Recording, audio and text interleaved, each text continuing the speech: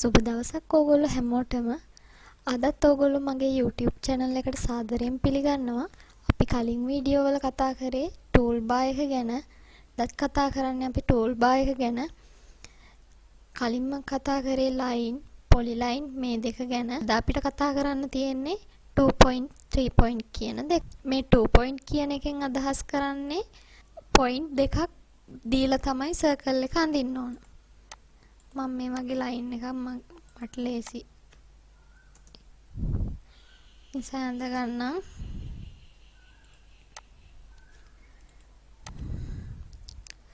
ඔහොම ලයින් දෙකක් තියෙන තැනක මට ඕනේ මේ ඩයමීටර් එකවත් රේඩියන්ස් එකවත් දන්නේ නැහැ.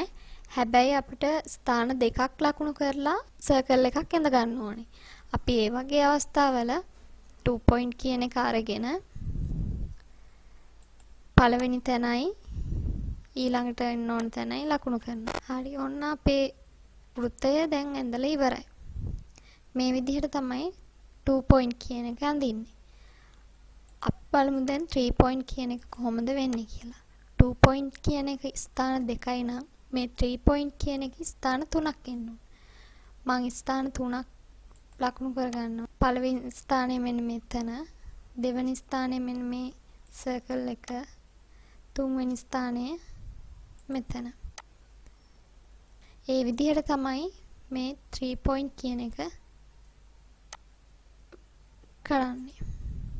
අපි අද කතා කරේ මෙන්න මේ 2 point කියන එක සහ 3 point කියන එක.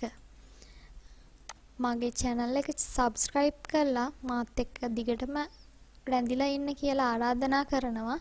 සුබ දවසක් ඕගොල්ලෝ හැමෝටම.